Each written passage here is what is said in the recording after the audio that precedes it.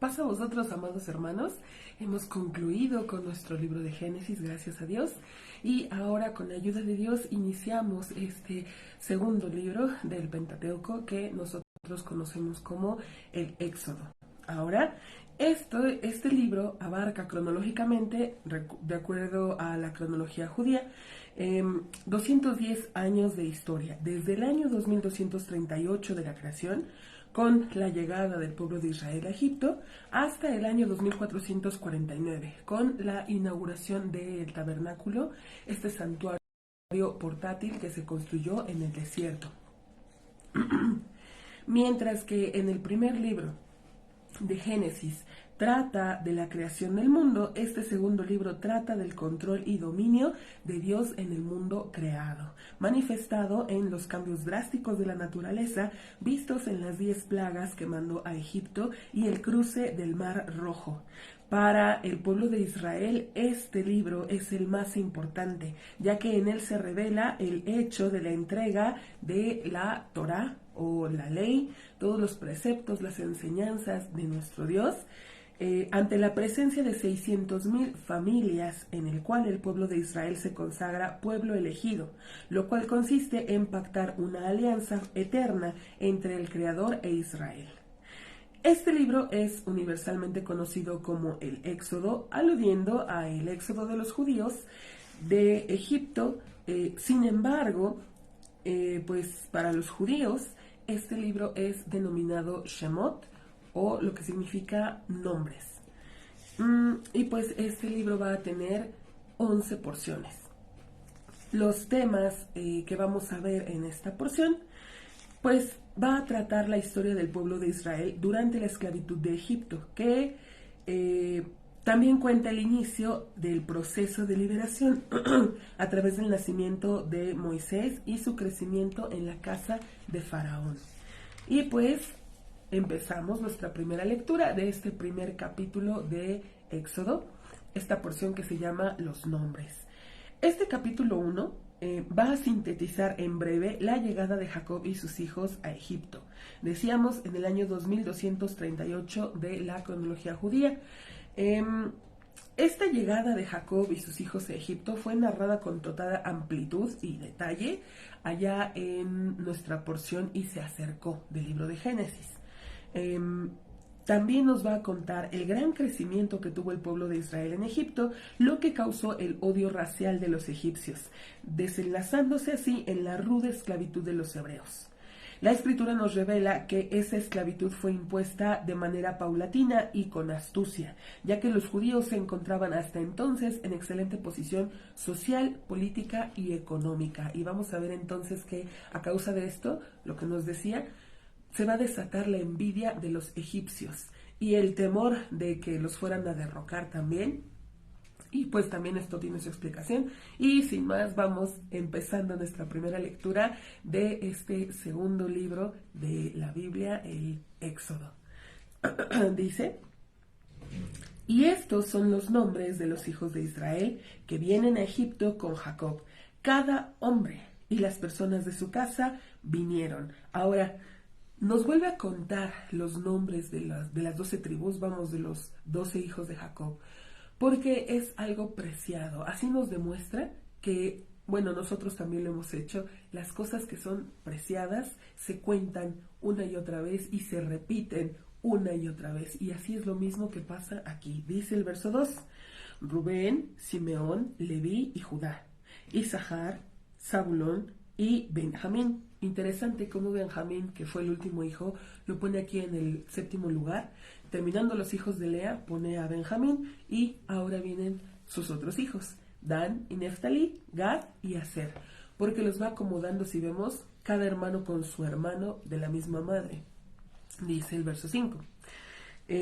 Y fueron todas las almas salientes del muslo de Jacob, 70 almas. Y José estaba en Egipto. Nos está diciendo, porque aquí no nos va a relatar lo que ya vimos en Génesis, pero nos está diciendo en breve que pues su otro hijo, el 12º hijo, José, ya se encontraba allí en Egipto, y pues los demás que bajaron hacia allá de la tierra de Canaán, y nos dice que son 70 almas. Y murió José y todos sus hermanos, y toda la generación aquella. Es decir, nuestra historia continúa. Y los hijos de Israel se fructificaron y se pulularon y se aumentaron y se fortalecieron por mucho, mucho, y se llenó la tierra de ellos.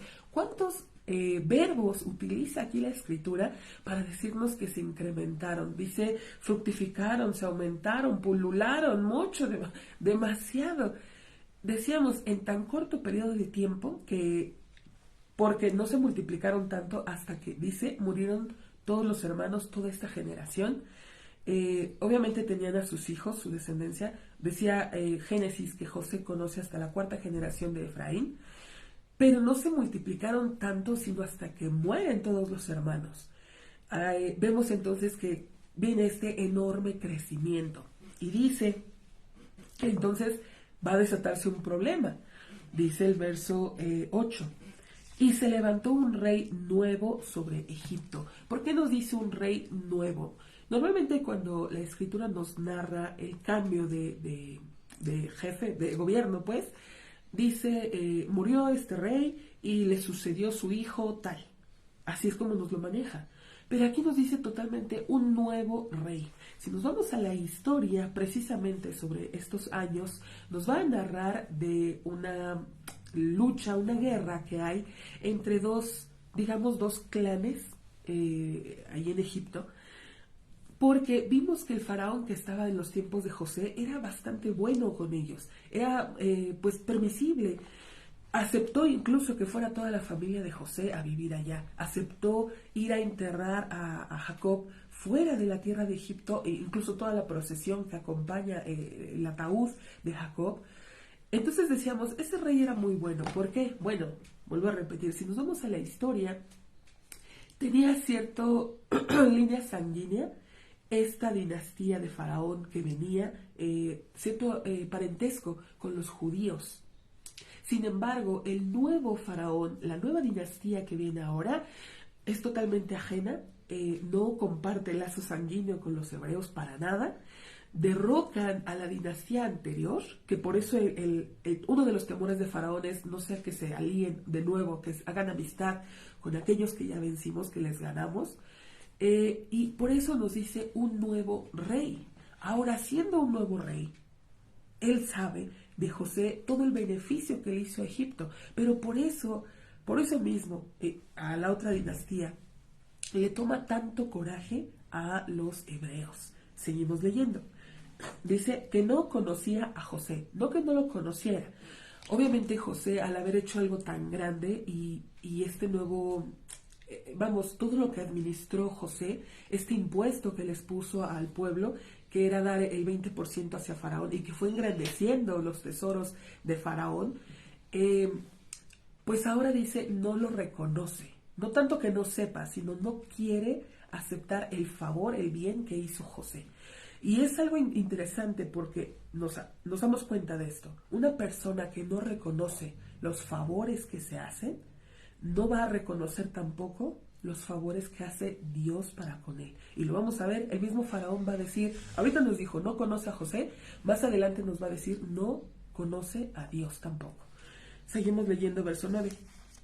Y le dijo a su pueblo, este Faraón, he aquí que el pueblo de los hijos de Israel es más cuantioso y poderoso que nosotros. Vemos que su temor, eran demasiados, son más, es más poderoso. O también puede ser que esté diciendo, estos que son extranjeros, que no pertenecen a esta tierra, se están enriqueciendo con lo que sería nuestro. Se están volviendo poderosos con nuestros tesoros, con nuestra tierra, nuestro alimento, nuestras cosas. Ellos se lo están quedando.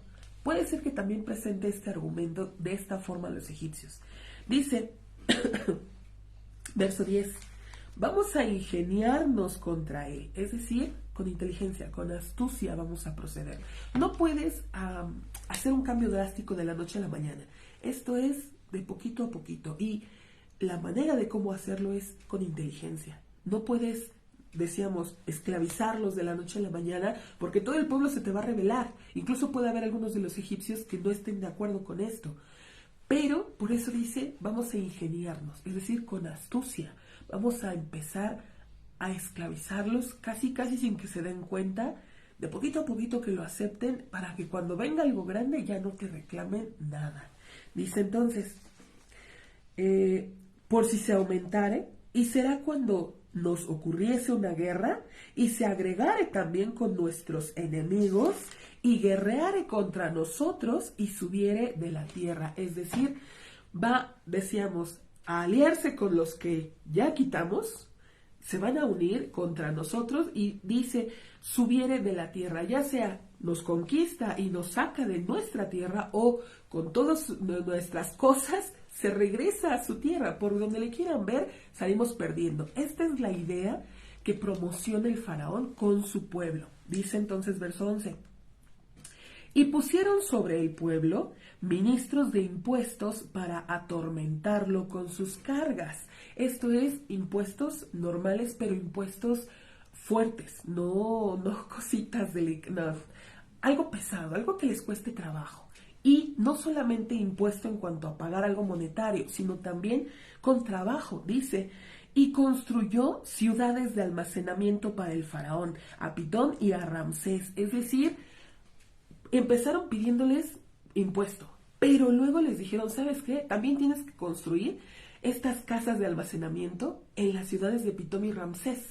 Si recordamos, en el libro de Génesis nos especificaba que Gosén estaba dentro de la ciudad de Ramsés, como diciendo, bueno, ya que estás aquí, debes, no sé, ayudar a la gloria del imperio y por favor ve construyendo ciudades. Pero estas ciudades eran construir ya gratis, no crean que les pagaban por su trabajo. Así empezaron de poquito en poquito, paulatinamente fue creciendo esta opresión sobre los hebreos. Dice el verso 12, y conforme torturaban a él, así se aumentaba, ¿vemos? Y así se fortalecía. Dice entonces, no solamente eso, conforme más lo oprimían al pueblo de Israel, dice, más se iba fortaleciendo, es decir, seguían naciendo hijos, seguía creciendo el número de los hebreos. Dice, y se hastiaron los egipcios por causa de los hijos de Israel. No solamente se hastiaron, de que ya los ven con este desprecio, con este odio. Dice el verso 13, y esclavizaron los egipcios a los hijos de Israel con dureza. Es decir, ahora sí ya no es nada más el impuesto, ya no es nada más tienes que construir, no, ahora sí, esclavo, perdiste automáticamente tu libertad.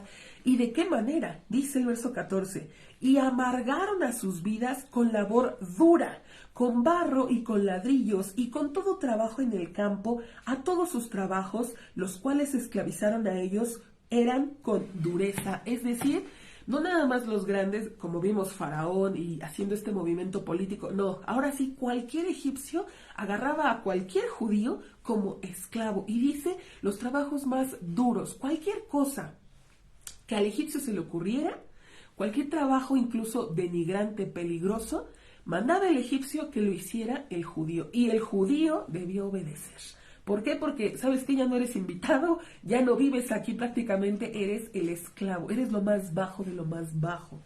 Dice entonces, verso 15, y dijo el rey de Egipto a las parteras hebreas, cuyo nombre de la primera era Shifra y el nombre de la segunda era Puá. Vamos a ver otro plan que idea el faraón, no nada más este trabajo duro de esclavizarlos, sino, dice el verso 16, y dijo, cuando hicieres parir a las hebreas y viereis sobre la cama de parto, si varón él fuere, y entonces haréis morir a él, y si mujer ella fuere, y entonces vivirá. Y temieron las parteras de ante el Todopoderoso, no hicieron conforme habló a ellas el rey de Egipto, y dieron vida a los niños. Es decir, el faraón ve que se siguen fructificando los hebreos a pesar de estas duras cargas que les impuso. Sin embargo, con astucia, decíamos, este faraón idea un plan. Va con las principales parteras. Algo interesante, no nos menciona el nombre de faraón, eso nos lo dice la historia, pero sí nos registra los nombres de las parteras. Imagínense qué tan importantes fueron estas parteras, lo que hicieron, que registra sus nombres. Dice entonces, Faraón habla con Shifra, con Puá, y les dice, si ven que el bebé es hombre, mátenlo. De una manera secreta, no público, secreto. Inventen cualquier cosa. Pueden decir, nació muerto, no sé, cualquier cosa. Venía con malformación, no pudo vivir bien, no sobrevivió al par. Cualquier cosa. Mátenlo. Pero si es mujer, déjenla con vida. Pero nos dice algo bien importante y una enseñanza bien grande para nosotros. Las parteras temieron a Dios. Antes prefirieron temer a Dios que al faraón, al mismísimo rey, porque reconocían que Dios es el rey de los reyes, no hay más que él. Aparte, pues dice, al ser temerosas, es sobresaliente esto, el ser temeroso de Dios es cuando estás en secreto, en lo privado, en tu propia casa, a puerta cerrada, actúas de una manera correcta, sabiendo que Dios está en todo lugar y Dios todo lo ve. Tú te cuidas entonces de ver, de oír, de hablar, de hacer cosas que no son adecuadas. Tú te cuidas de eso, quiere decir que entonces eres un temeroso de Dios. Porque cuando todo el mundo te ve, qué fácil es fingir ser un temeroso de Dios. Me porto con toda piedad, según yo. Pero cuando estás en lo secreto, en lo oculto, ahí se muestra un verdadero temeroso de Dios, como fueron estas mujeres. Porque estaban ellas. La mamá acababa de dar a luz, imagínense el cansancio que tenía ella ni para defender. Y sin embargo ellas, dice, temieron a Dios. Antes de obedecer al hombre, obedecieron a Dios. Dice el Salmo 118 en el verso 6. Dios para mí está conmigo, no temeré. ¿Qué daño hará para mí el hombre? Es decir, yo estoy con Dios, Dios está conmigo. ¿Qué me pueden hacer los demás? Dice, Dios para mí está conmigo, en mi ayuda, y yo veré la caída de mis enemigos. Aun si hubiere alguien que me quisiera dañar, Dios está conmigo y Él me ayuda. Él es mi escudo, Él me protege y Él va a tomar venganza de lo que me pueda llegar a ser el enemigo. Y el verso 8, el más hermoso, que no por nada, no es casualidad que sea la mitad de la Biblia, este verso 8, dice, es mejor resguardarse en Dios que confiar en las personas. Aun si una persona pudiera parecer muy buena, decíamos, frente a todos, cualquiera es un temeroso de Dios, aún es mejor confiar en nuestro Dios que en cualquier persona. Eso fue lo que hicieron estas mujeres. Temieron a Dios antes que obedecer a este hombre, a este malvado faraón que había planeado en secreto matar a estos bebés hebreos. Y pues hasta aquí, hasta este verso 17, concluye nuestra primera lectura de esta primera porción del libro de Éxodo llamada Los Nombres. Pasa a vosotros.